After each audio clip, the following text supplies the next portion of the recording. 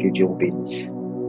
Par la grâce de Dieu, on va continuer Actes chapitre 16, le verset 16. Je lis avec 8 secondes. Mm-hmm. Comme nous allions au lieu de prière, une servante qui avait un esprit de python et qui, en devinant, procurait un grand profit à ses maîtres, vint au-devant de nous et se mit à nous suivre, Paul et nous. Elle criait, « Ces hommes sont les serviteurs de Dieu très haut, et ils vous annoncent la voie du salut. » Elle fit cela pendant plusieurs jours. Paul, fatigué, se retourna et dit à l'esprit, « Je t'ordonne au nom de Jésus-Christ de sortir d'elle. » Et il sortit à l'heure même. Les maîtres de la servante, voyant disparaître l'espoir de leur gain, se saisirent de Paul et de Silas, et ils les traînèrent sur la place publique devant les magistrats, et ils les présentèrent aux prêteurs en disant, « Ces hommes troublent notre ville. Ce sont des Juifs qui annoncent les coutumes qu'il ne nous est permis ni de recevoir, ni de suivre, à nous qui sommes romains. » La foule se souleva. Amen. Que Dieu soit béni. On peut s'arrêter là. On va continuer au fur et à mesure.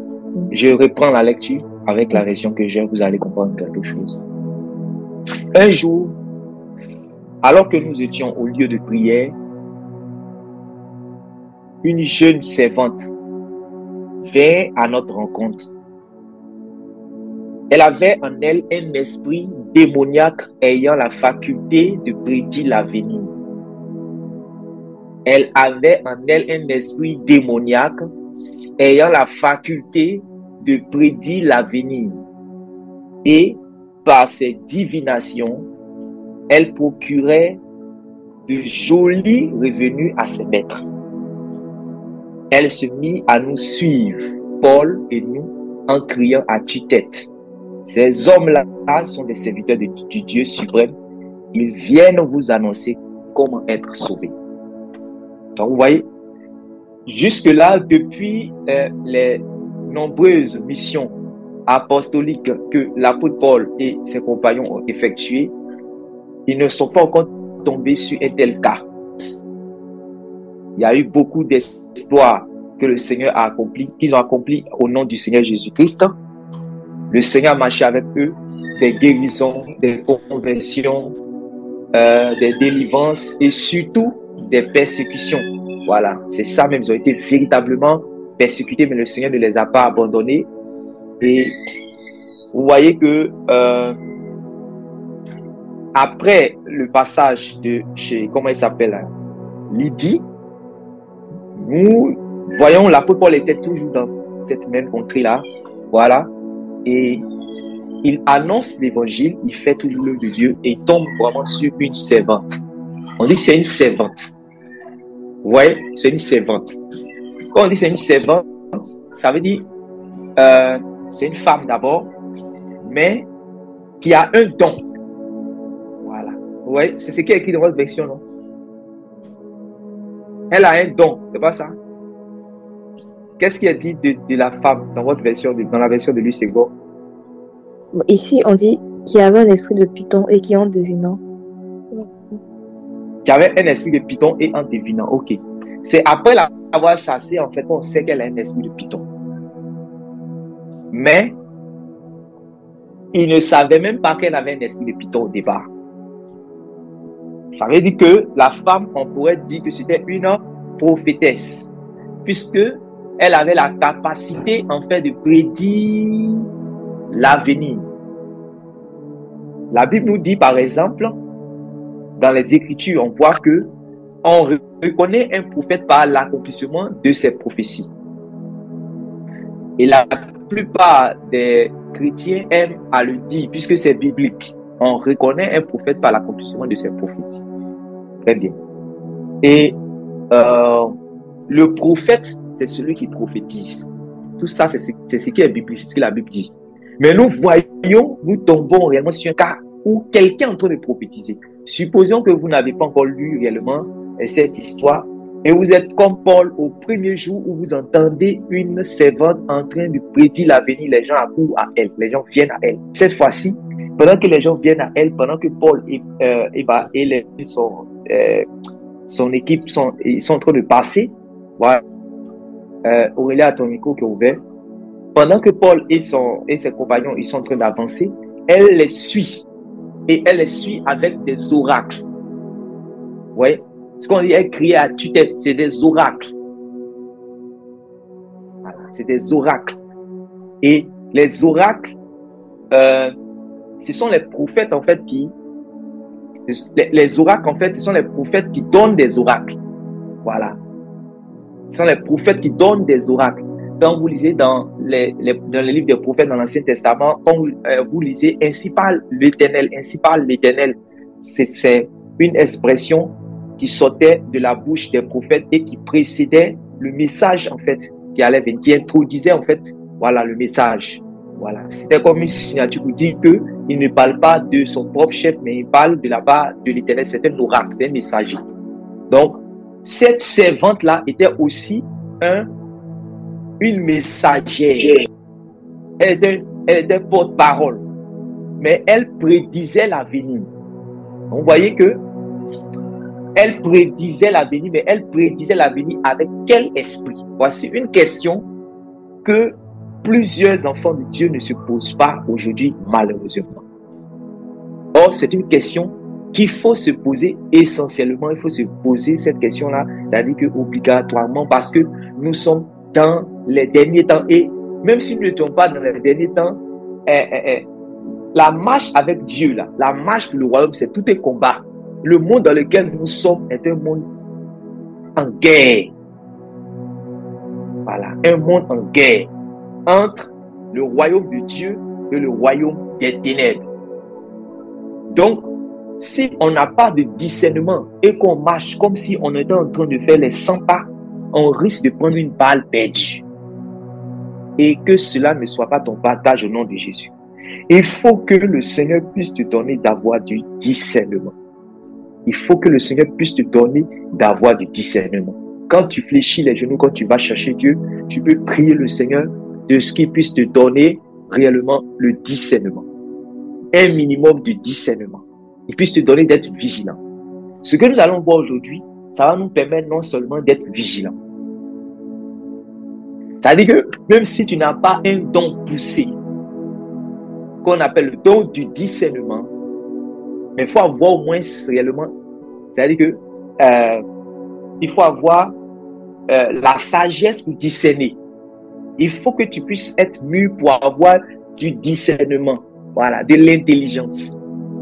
C'est-à-dire que même si tu n'as pas un don poussé du discernement des esprits, il faut être mûr de sorte à pouvoir avoir une intelligence pour savoir juger les choses.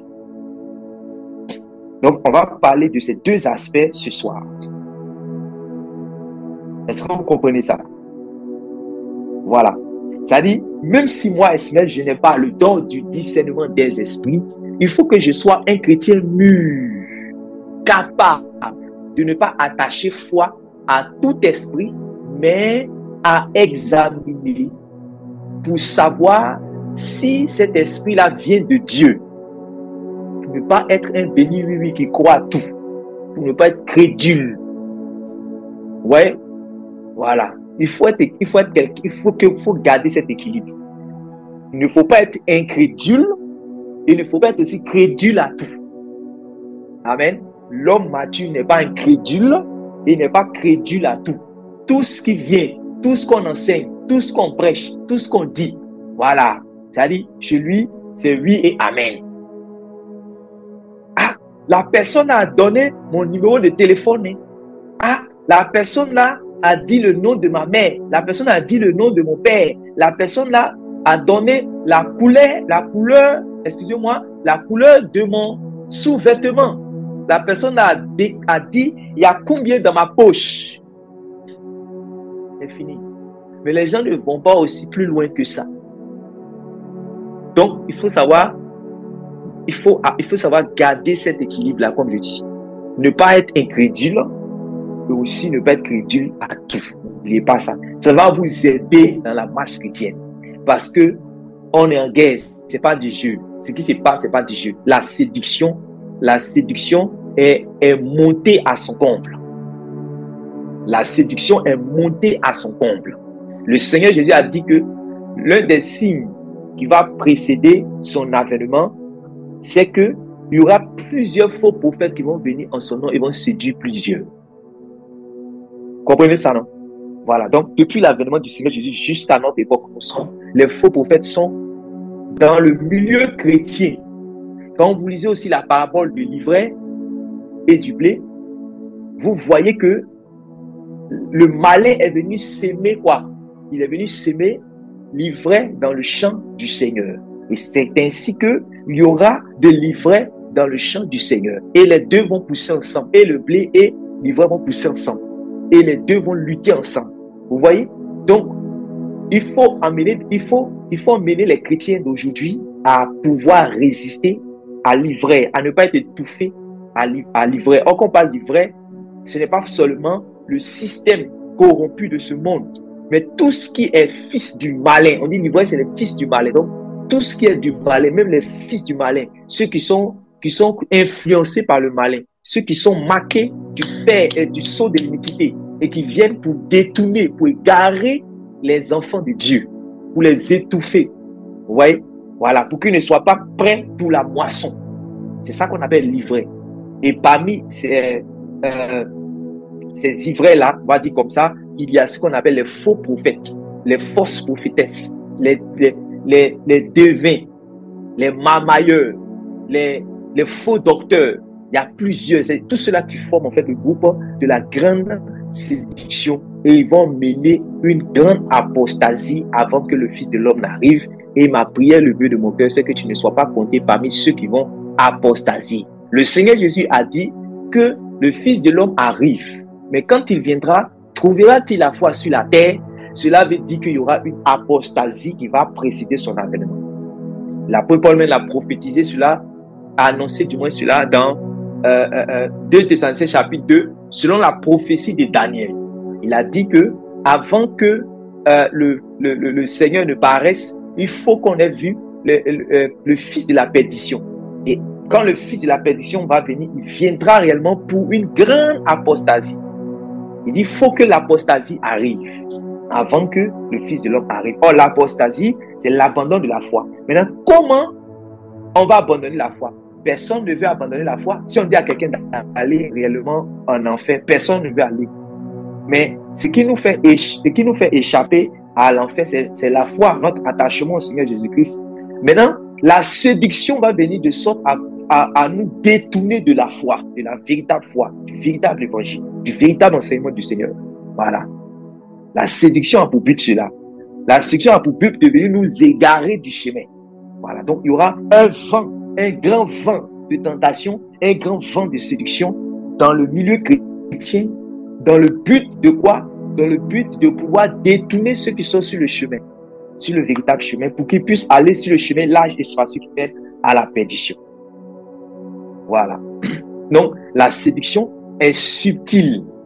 C'est-à-dire que la séduction est subtile et elle va aller encore de croissance en croissance pour pouvoir perdre plusieurs enfants de Dieu. Donc, il faut avoir un minimum de discernement. Voilà, un minimum de discernement. L'apôtre Paul en a parlé et l'apôtre Jean aussi en a parlé. Voilà, les deux ont parlé du discernement réellement qu'il faut avoir. Voilà. Et donc, la première chose que je suis en train de dire, c'est d'abord quoi? C'est de mûrir. Parce que quand on est mûr, on a une certaine sagesse. On a une certaine intelligence. Voilà. Parce que la sagesse et l'intelligence te permettent de pouvoir discerner. Ça te permet de pouvoir bien juger, bien choisir. Est-ce que tu comprends? Voilà. Ça veut dire que tu ne seras pas forcément obligé d'aller prier pour pouvoir juger telle ou telle chose. Parce que tu es doté d'une sagesse pour pouvoir juger. Et quand tu finis de juger, ça s'aligne avec la volonté de Dieu parce que tu es sage. Je ne sais pas si tu comprends. Tu comprends ce que je suis en train de dire? Parce qu'il y a le don du discernement des esprits. Le don du discernement des esprits tel que c'est écrit là. Maintenant, il y a aussi en fait le discernement, mais l'esprit du discernement. Quand vous lisez dans Ésaïe, chapitre 11, on parle des esprits, en fait, qui vont accompagner le Fils de l'homme. On avait parlé de l'esprit de sagesse et l'esprit d'intelligence et l'esprit de quoi? De crainte de l'Éternel. Voilà. Et quand on dit l'esprit de sagesse, allons-y, lis là-bas. Vous allez voir quelque chose. Ésaïe, chapitre 11. Oui. Amen. Ésaïe 11 à partir du verset 1. Puis un rameau sortira du tronc d'Isaïe, et en rejetant naîtra de ses racines. L'esprit de l'Éternel reposera sur lui, esprit de sagesse et d'intelligence, esprit de conseil et de force, esprit de connaissance et de crainte.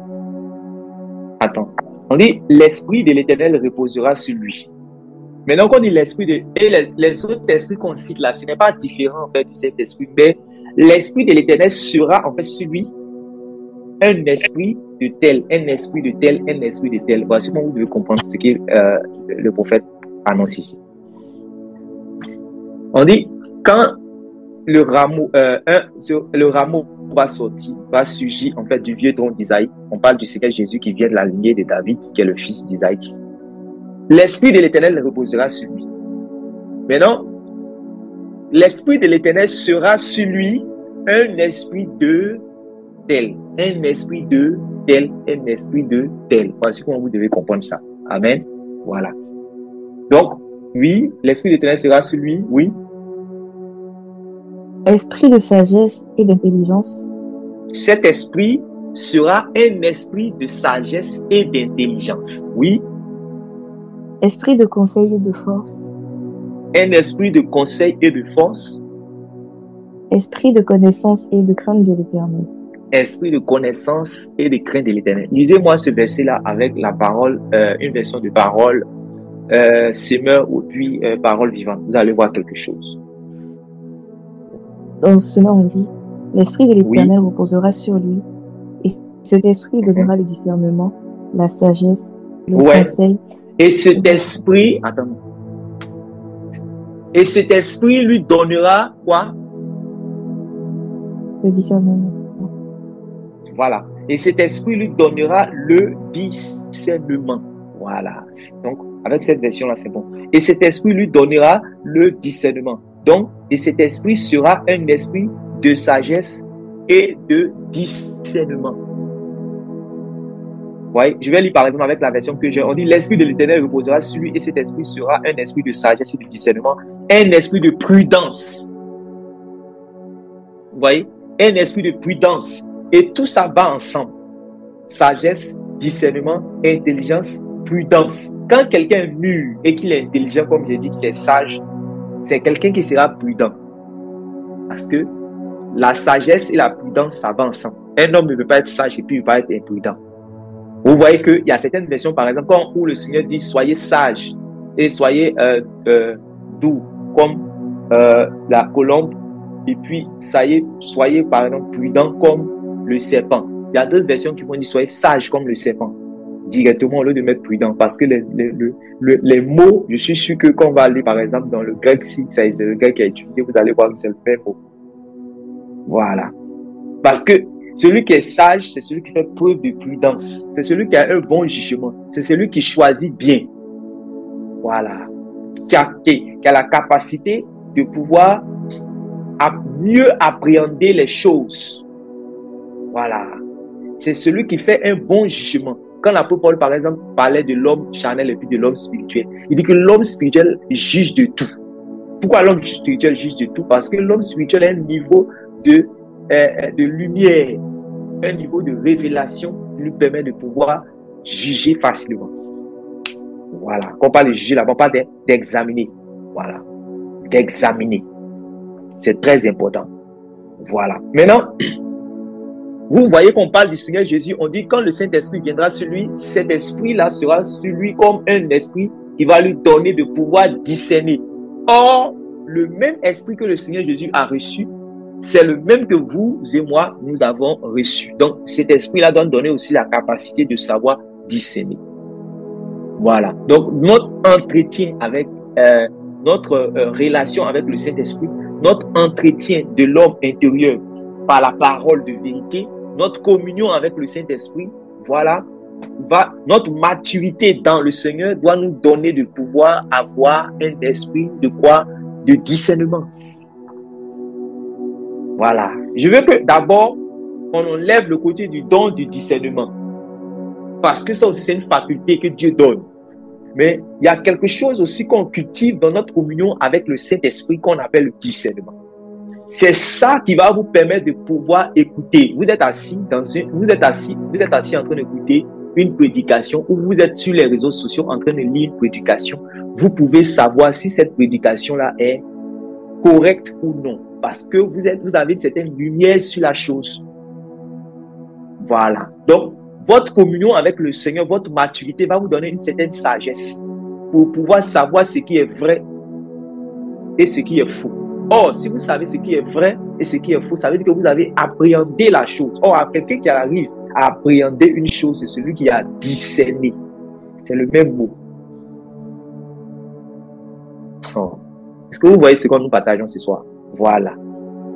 Donc, il n'est pas question d'abord de non, moi je n'ai pas de don du discernement. Voilà. Il n'est pas de don du discernement. Non. Mais si tu n'as pas, d'après toi, tu n'as pas de don du discernement, il faut avoir le discernement.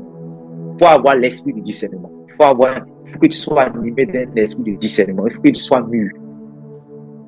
Voilà. C'est très important. Donc, Paul se trouve dans une situation compliquée. Vous voyez, Paul se trouve dans une situation compliquée. Il est avec ses compagnons, voilà, et cette femme-là commence à dire: ceux-ci sont des serviteurs de Dieu, ceux-ci sont des serviteurs de Dieu, et ils vous annoncent la voie du salut. Donc, comme ce n'est pas écrit maintenant sur son front, l'esprit de Python, et comme aussi, avant de prophétiser, elle ne dira pas: ainsi parle le Python. Celui qui veut séduire ne peut pas dire cela. C'est la même chose avec les marabouts. Vous n'allez jamais voir les marabouts, que ce soit ceux qui sont les féticheurs qui mettent les trucs sur les réseaux sociaux pour avoir les clients. Et puis, tous ceux qui sont les maîtres vaudous, les spiritualistes, tout et tout. Ils ne diront jamais aux hommes qu'ils travaillent avec le diable. Parce qu'ils savent que les hommes ont naturellement peur du diable. Voilà. À moins qu'ils aient adhéré au satanisme, voilà, ou encore à une religion occulte, voilà. Parce que tout ce qui est occulte, tout ce qui est satanique, ça, c'est une atteinte à la pudeur. C'est pour cela même, dans certaines lois juridiques, dans certains pays, quand quelqu'un est sorcier, on le prend, on le met en prison. Pourquoi on le met en prison? C'est parce que, en fait, ça va même contre la loi. Ça veut dire qu'il y a une certaine morale, il y a une certaine moralité. Voilà. Il y a certaines mœurs. C'est-à-dire que même la loi n'accepte pas que quelqu'un pratique la sorcellerie de manière physique comme ça. Pourtant, ce pays-là n'est pas forcément chrétien. Voilà. Je ne sais pas si vous me comprenez. Voilà. Donc, les hommes même là, quand on dit que le diable est quelque part, ils ont peur. C'est pour ça, jusqu'à présent, il n'y a pas un homme qui a donné le nom, par exemple, de Lucifer ou même de Satan à son fils, à moins qu'il veuille l'initier directement. Parce qu'ils savent que Satan, c'est l'adversaire, c'est le diable, c'est le mal, c'est le mauvais. Ils savent que dans ce monde-là, il y a deux forces qui agissent. Ils savent qu'il y a le mal, ils savent qu'il y a le bien. Voilà. Donc, qu'est-ce que je disais? Vous n'allez jamais voir un féticheur venir à la télé pour dire que oui, je travaille avec le diable. Il va jamais mettre sur son ancêtre là. Allah dit le marabout du diable. Jamais. Il va même plutôt quoi? Allah dit le marabout de Dieu. Et quand il va venir à la radio, il va dire qu'il a hérité cela de ses pères. Que quand son père, sa grand-mère ou même son grand-père devait partir, tout ça, il a la capacité de voir que c'est un don que Dieu donne. Il a la capacité de voir, la clairvoyance, que c'est un don que Dieu a donné. Voilà, donc comme il voulait partir, il lui a donné, il a lavé ses yeux pour qu'il puisse voir. Et vous allez entendre ça clairement. Donc ça va faire quoi? Ça va attirer, puisqu'il dit Dieu. Et quand il va parler, il va dire, c'est Dieu donné. C'est Dieu qui nous a donné. Depuis qu'il y avait 3 ans, ma mère, ma grand-mère, avant de partir, il était celui qu'on a choisi pour avoir la clairvoyance parce que ça fait partie de nos familles. Et quand l'homme entend ça, quand l'homme entend cela, il est quoi? Il est excité, il commence à attacher foi. Voilà. Même les communions qui sont dans les villages, et puis les vaudous, les prêtres vaudous et les communions, pourquoi les gens, le culte vaudou est comme légalisé même au Bénin? Pourquoi? et au Bénin, puis, comment on appelle ça, d'autres pays là, en Haïti. Parce que, je sais pas, les gens ont été, les gens disent que c'est Dieu, nos ancêtres, les dieux de nos ancêtres, ou bien nos ancêtres, ils se disent que c'est un vrai Dieu. Donc, ils ne disent pas que c'est le diable. Donc, ils ont été séduits. Et quand ils vont, ils entendent des choses, ils voient des choses, et c'est ça qui va leur permettre encore de croire. C'est ça la séduction. C'est ça la séduction. Parce que si on ne voit rien, si on n'entend rien, si on ne sent rien, on ne va pas croire. Donc, il faut qu'il y ait manifestation. Est-ce que vous comprenez? Il faut qu'il y ait manifestation. Il faut qu'il y ait des effets. Il faut qu'il y ait des résultats. Il faut qu'il y ait des choses qui se passent pour qu'on puisse attacher foi. Comme ça, on dit on est en guerre. Et c'est ça la séduction. Voilà. Les gens pensent que le diable, quand on dit le camp du diable, il n'y a rien. Il n'y a pas de manifestation là-bas. Si, il y a une manifestation. La dernière fois, il y avait le frère Serge le frère Serge Seyo qui m'avait donné le passage des Actes, chapitre 19, où il était étonné quand il lisait ça. Il a vu que le monsieur qui s'appelait Démétrius, qui était quelqu'un qui construisait les temples, voilà, qui était en train de parler contre Paul. Après ça, qu'on les a attrapés, qu'on voulait les faire du mal, il y a un homme de la justice qui est venu et qui a parlé. Et ce qu'il a dit, il a dit quoi? Il a dit que vous n'avez pas à vous débattre et à faire par là pour défendre notre Diane d'Éphèse. Parce qu'elle a déjà démontré qu'elle est réellement la déesse du temple et de toute la ville. Elle a déjà démontré. Elle a démontré comment? Il dit qu'il y a un simulacre réellement de son image qui est descendu. Quoi? Il y a un simulacre de la déesse là qui est descendu du ciel. Donc c'est quoi? C'est une manifestation, c'est un prodige. Et ce prodige va faire que les gens maintenant vont attacher foi, puisqu'on a vu. Voilà.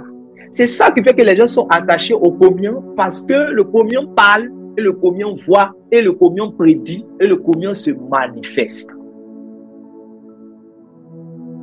Les gens pensent que prêcher ainsi, c'est comme on appelle ça maintenant, c'est nier la puissance de Dieu. Non.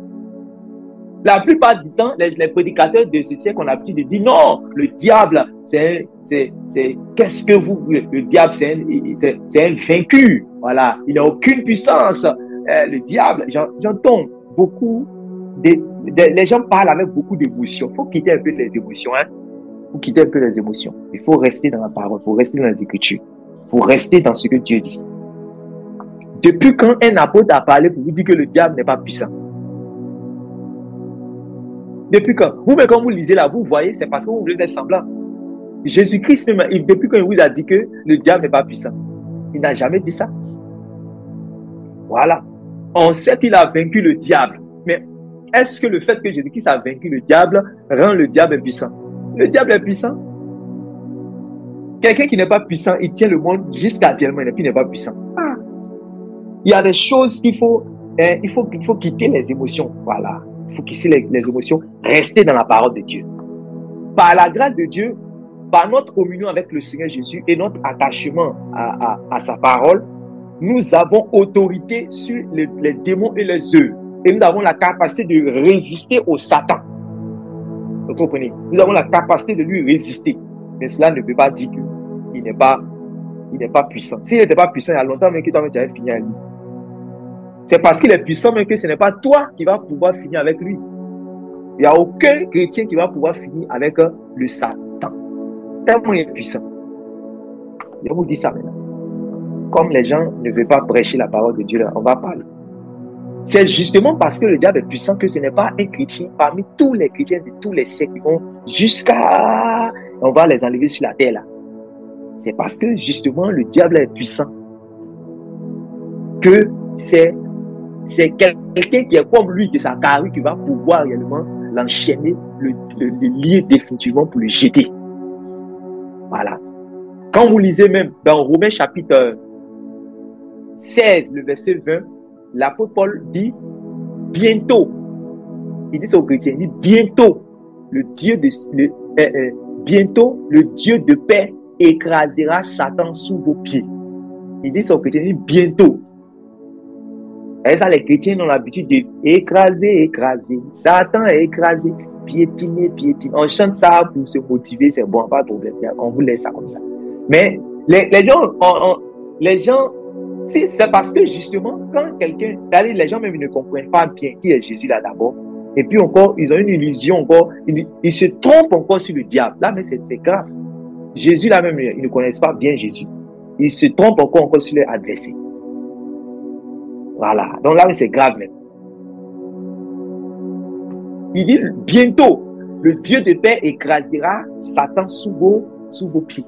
Ça veut dire qu'il n'est pas encore écrasé sous nos pieds. C'est pour ça qu'il est le point de la puissance de l'un et on appelle le Dieu de ce siècle, qui a la capacité de voiler les gens pour ne pas qu'ils puissent comprendre l'évangile. Quand tu vas prêcher, puis tu te tues avec sueur, tu prêches, tu cries, tu fais tout, et puis quand même les gens ne croient pas. On te dit que c'est parce qu'il y a quelqu'un qui le voile. Toi, tu dis que non, il n'est pas puissant. Ok. Donc, restons dans la Bible. Si vous voulez rester dans la Bible, mettez le pouce. Faites-moi signe. Restons dans la Bible. Si vous comprenez, voilà, il faut rester dans la Bible. C'est très important. C'est très important. Donc, chez le diable, il y a aussi manifestation. Chez le diable, il y a aussi révélation. Chez le diable, il y a aussi les effets. Voilà. J'ai donné certains exemples. Donc, vous comprenez que cette dame avait la capacité de prédire l'avenir. On appelle ça la clairvoyance. Et il y a certaines personnes qui ont ces facultés-là.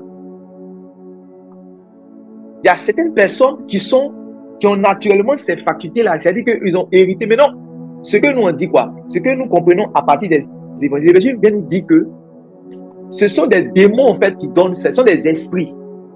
Ce sont des esprits qui donnent aux gens la capacité en fait d'avoir la clairvoyance. Il y a un film souvent qu'on regardait avant, je ne sais pas si ça vient, il y a un film là où il y a une femme blanche blonde on dirait, qui a la capacité de voir. Peut-être que vous allez vous rappeler de ça. J'ai oublié le nom là. Il y a un film qu'on mettait, si vous voyez le titre là, je crois que vous allez. Elle est blonde comme ça, elle a la capacité de voir. Elle a la clairvoyance. Et quand on était petit, on avait des amis, tout ça, qui étaient des clairvoyants. On dit telle personne, c'est un clairvoyant. Voilà. Maintenant, ça veut dire qu'il y a des esprits, en fait, ce sont des esprits qui donnent à cette personne-là de pouvoir voir. Si vous comprenez. Et très souvent, la plupart des gens disent que quand telle personne a telle faculté, alors c'est qu'il est prophète. Alors c'est qu'il est prophète. C'est dangereux de croire cela. On voit une personne et les gens ont cru en cette dame-là comme étant quoi? Une prophétesse. Alors qu'en réalité, elle était quoi? Puisque c'est la divination, en fait, qu'elle pratiquait. Elle était quoi? Possédée. Non, elle était possédée. Donc, elle était divinatrice. Voilà. Elle était divinatrice. Or, la divination est une abomination, en fait, aux yeux de l'Éternel. Vous comprenez, non? La divination, là, dans la divination, on prédit. Oh. Dans la divination, c'est-à-dire que celui qui devient la capacité de quoi? De voir. Il a la capacité de voir le monde spirituel. Le monde spirituel a la capacité d'aller dans l'au-delà. Voilà. C'est pour ça que tous ceux qui pratiquent, par exemple, la sorcellerie, ils sont dans la divination. Puisqu'ils sont dans le monde de l'au-delà, ils sont dans le monde des esprits. Ils travaillent avec des démons. Ils peuvent lancer des sorts. Ils travaillent avec des esprits. Voilà. Le monde de la sorcellerie, c'est le même monde que le monde de la divination. Le monde du fétichisme, c'est le même monde que le monde de la divination. Les gens qui travaillent volontairement ou involontairement avec des esprits, des démons. Voilà. Souvent, ces esprits-là viennent comme étant des esprits séducteurs. Et les gens croient que c'est ce qui est normal, ce qui est bien de faire. Voilà. C'est très important de savoir ces choses. Voilà. C'est très important de savoir ces choses. Donc, quand elle a commencé à dire, ceux-ci sont des serviteurs de Dieu, ils vous annoncent la voie du salut. Le premier jour, Paul n'a rien dit. Est-ce que vous comprenez? Parce que ce qu'elle était en train de dire était vrai. Vous comprenez? Ce qu'elle était en train de dire était vrai. Et le python, il est très subtil. Il est très subtil. Donc, si toi aussi tu n'es pas sage, tu ne peux pas. Voilà. L'esprit de python, c'est un serpent. Il est très subtil, il est très malin. Il peut voir la proie qui est là, non? Hein? La proie est devant lui comme ça. Et la plupart des serpents, eux tous, ils font comme ça. Mais le python, lui, c'est comme ça. C'est-à-dire, la proie est devant lui. Il peut venir directement comme ça, attraper la proie puis la manger. Il ne va pas faire comme ça. Il va faire comme ça. Après, il va monter comme ça. Après, il va partir comme ça. Après, il va prendre son corps. Il va mettre sa queue là par derrière. Après, il va tourner. Où la proie va comprendre là. La proie est hypnotisée. Parce que quand la proie regarde derrière, elle voit queue. Quand elle regarde ici, elle voit tête. Quand elle regarde ici, elle voit tout le corps. Et où elle comprend, elle ne peut plus rien faire. Elle est livrée à elle-même. Et à partir de ce moment maintenant, il la prend maintenant, il emballe. Il la presse. Puis il la avale tout doucement maintenant. C'est ça la ruse du python. Vous voyez? Parce que s'il vient comme ça, lui, il n'est pas rapide. Non, doucement. Pour que tu ne puisses pas savoir. Et maintenant, vous allez voir quelque chose. Parce qu'on travaille avec des choses pratiques. Vous allez voir quelque chose. Ce que vous êtes en train de lire là, vous allez voir un peu. Je vais vous donner un cas pratique. Et puis au fur et à mesure, nous allons continuer. Écoutez. Je disais, il y a eu beaucoup d'hommes qui sont restés quand l'enlèvement a eu lieu. Je vais vous citer quelques-uns, mais je ne peux pas citer. Ils sont trop. Il y a eu le pasteur. Je ne sais pas si c'est un pasteur ou bien un révérend, mais il s'appelle Oyedepo David. Frères et sœurs, Oyedepo David. Il est resté avec son église. Il était des églises, il avait du monde. Oyedepo David. Dieu dit, il envoie ses âmes en enfer. Parce qu'il ne prêche pas le dépouillement.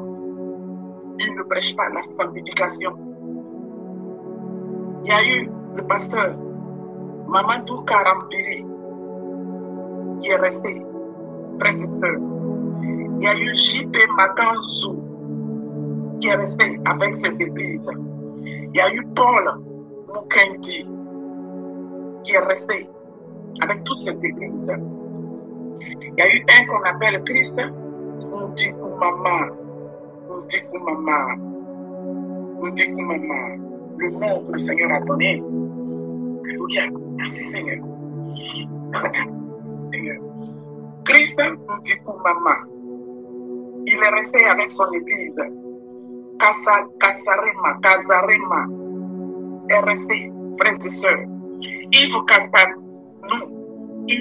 Castanou est resté avec son église.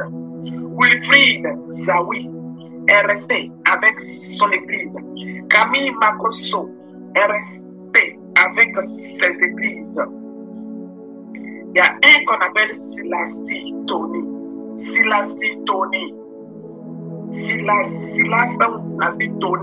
Il est resté avec son église.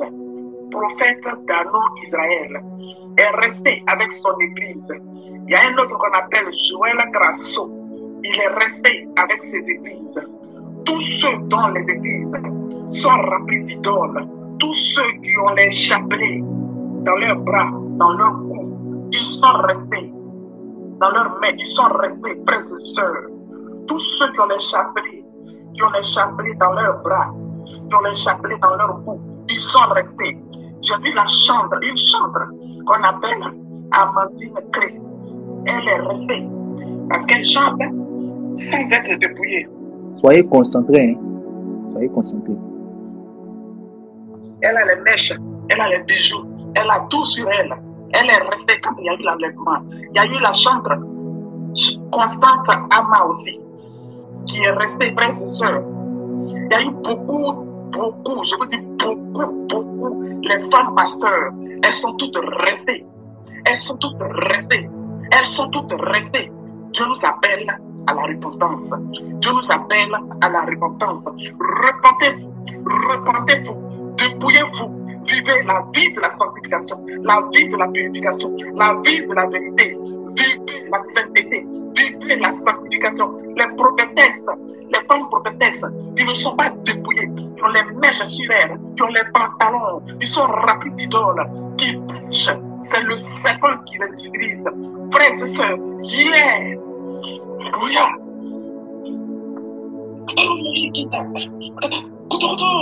Merci Seigneur Jésus de Nazareth. La sirène des eaux est venue me dire, pourquoi est-ce que tu leur prêches la vérité? Pourquoi est-ce que tu leur dis de se dépouiller?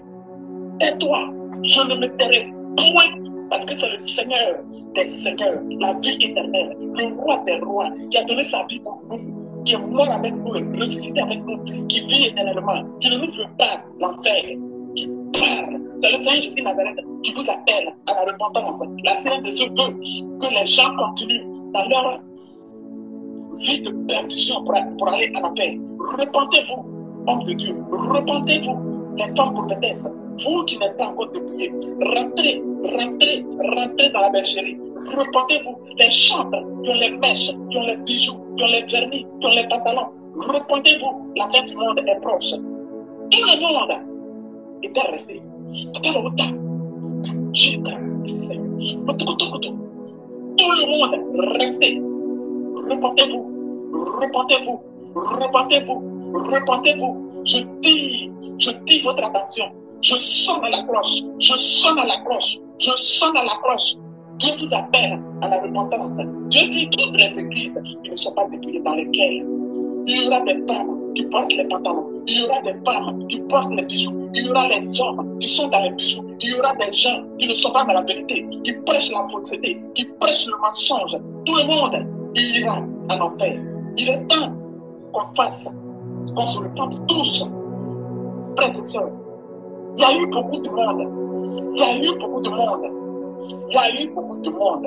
Les églises dans lesquelles vous partez et les églises sont remplies d'idoles. Toutes ces églises-là, et leurs fidèles sont restés.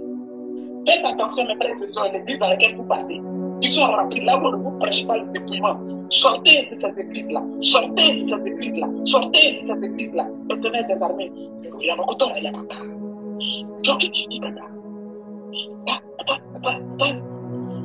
Attends, Seigneur. Nous ne réfléchissons le sang de qui que ce soit. Mais j'ai donné des messages. Je ne peux pas citer, Seigneur. Ils sont trop.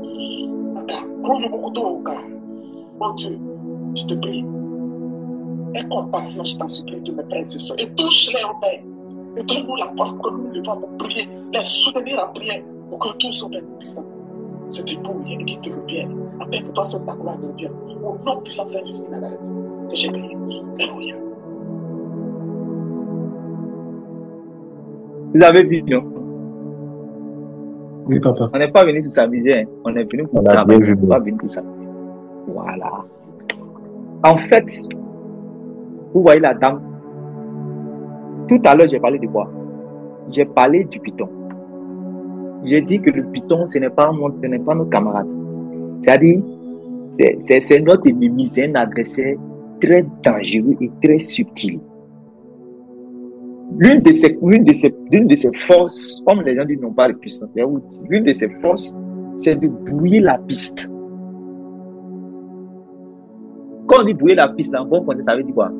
Dissimuler ses intentions. Il n'y a pas qu'il y ait de doute. Voilà.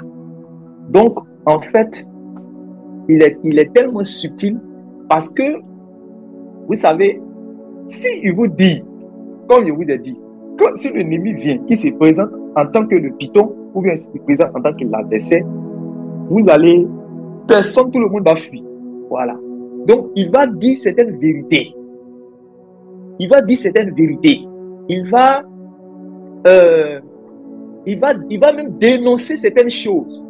C'est pour ça que je vois certains frères, certains chrétiens disent, messieurs, ils n'ont aucun discernement. C'est parce qu'ils voient seulement certaines personnes qui savent que ces gens-là sont marqués réellement mais du sceau de l'iniquité. Mais le jour où ils voient que ces personnes-là sont en train de dire une vérité nette, ils sont sous l'émotion en même temps.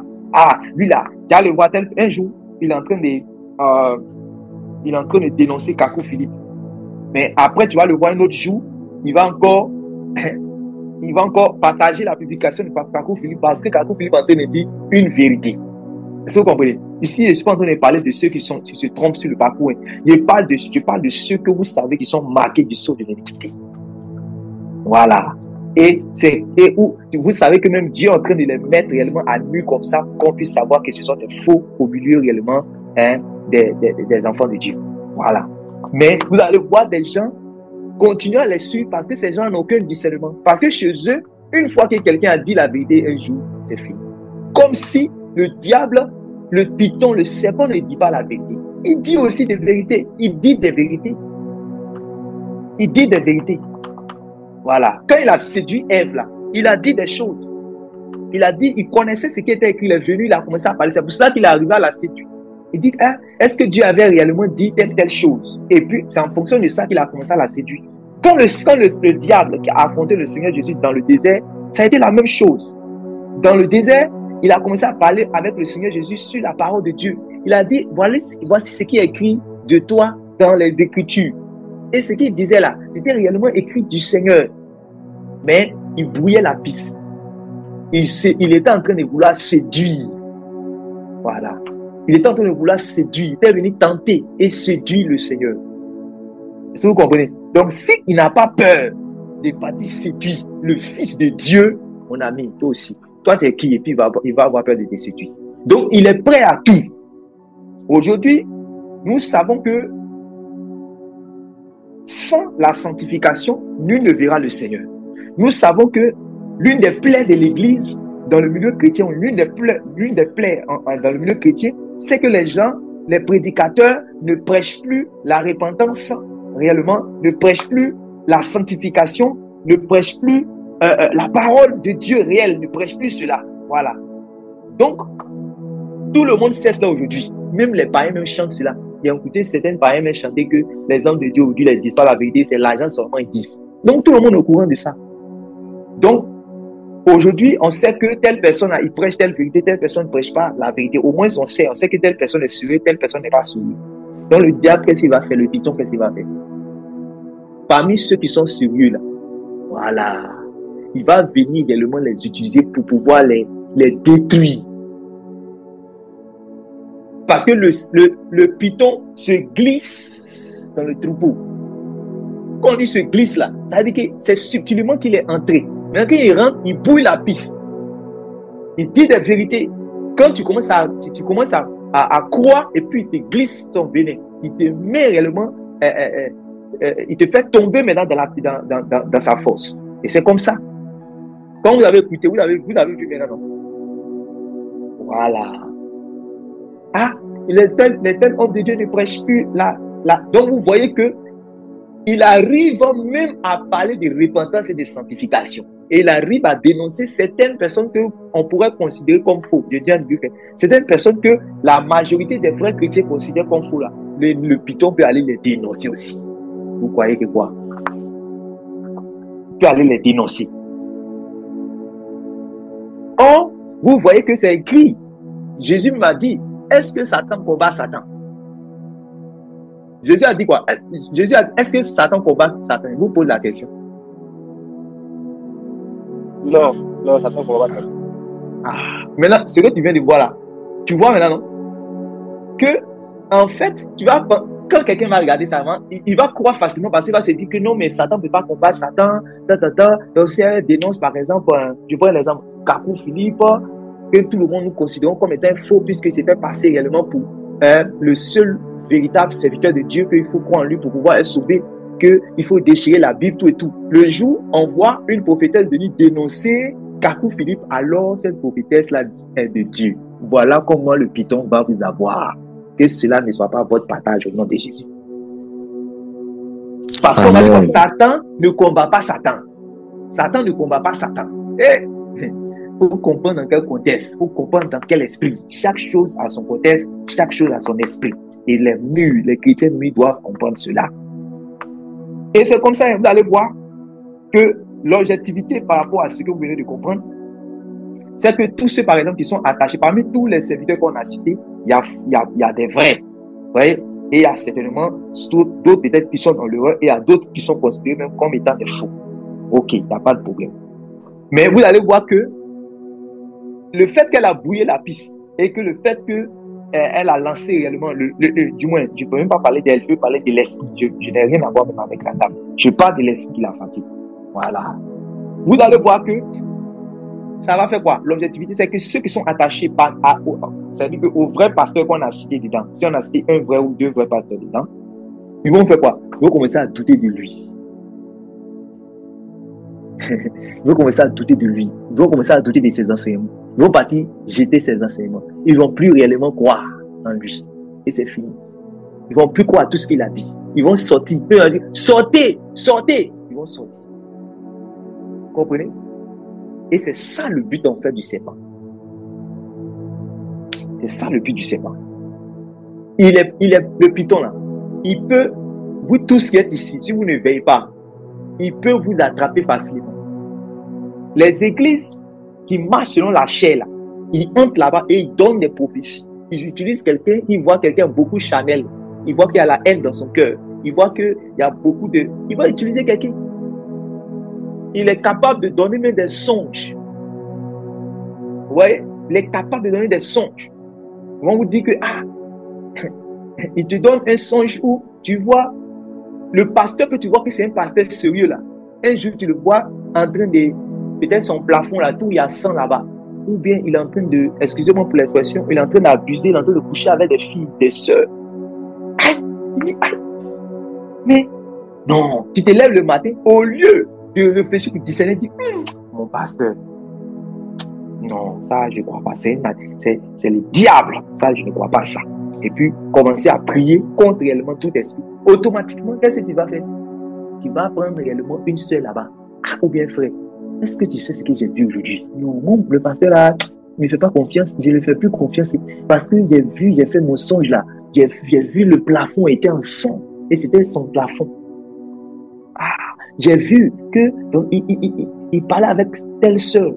Voilà, il parlait avec telle sœur et après, il a commencé à coucher réellement avec telle sœur. Et bizarrement, le dimanche qui va suivre là, tu vas voir que le pasteur va saluer telle sœur. Ça va? Sois bénie, ma fille. Voilà. Le serpent a détruit beaucoup d'églises avant que toi tu sois converti. Il a détruit beaucoup d'églises comme ça. Et nous-mêmes, vous avez vu comment il a failli frapper ici. Beaucoup ont failli réellement essayer, ils n'ont pas su que c'est le python qui fait ça. Il est capable d'influencer qui que ce soit qui n'est pas vigilant. Il y a des fois des prophéties qui se passent réellement dans les églises. C'est pas le Saint-Esprit, c'est le python qui parle. Voilà. Un jour, écoutez très bien, il est allé dans une maison de prière. On est parti prier. C'était un matin, il y avait réception. J'étais avec mon frère, serviteur de Dieu. Et il y a une dame qui est venue. Elle a commencé. Même chose, ceux-ci sont les serviteurs de Dieu. Là. Regarde, elle a fait ça d'une manière encore plus simple. Elle est venue, elle dit vraiment que on était assis, réception, tout. Et c'était à elle maintenant, on devait la recevoir. Donc elle est rentrée. Donc il y avait la femme du serviteur, il y avait moi plus la dame. La dame même qui est venue. Une dame claire. Voilà, comme ça. Elle est venue. À peu près la même génération comme la dame que vous avez écoutée là. Et elle a commencé à dire que vraiment, en tout cas, vous êtes sérieux, que le message que vous prêchez, en tout cas, c'est la vérité. Et elle a commencé à dire certaines choses qui étaient quand même des réalités que nous vivions. Voilà. Et après ça, elle a commencé à dire, en tout cas, Dieu va vous utiliser, que Dieu va... Mais au fur et à mesure qu'elle est en train de parler, on discerne qu'il y a quelque chose qui ne va pas. Donc, automatiquement, mon frère me regarde, il a fait un petit sourire. Moi aussi, moi je le regardais. Donc, lui, il était là, il écoutait. Elle a commencé à dire des choses. Commencer même à flatter l'un d'entre nous. Voilà, commencer à flatter. Vous pouvez être deux comme ça, va dire que telle personne a. Vous voyez, quand Barnabas a marché avec Paul, et puis on dit Paul, lui, il est Zeus. Et on dit non, Barnabas c'est Zeus. Et puis l'autre est quoi? Hermès. Voilà. Mais elle ne va pas nous dire que nous sommes Zeus, nous sommes Hermès, mais on va te flatter un peu d'une manière. Là, commence à parler. Donc, on savait parce que le python, il a fini à flatter. Voilà, le serpent, il flatte. C'est ce qu'il a dit à Ève, que tu seras comme Dieu. Voilà, c'est un flatteur. On fait attention. Il flatte beaucoup.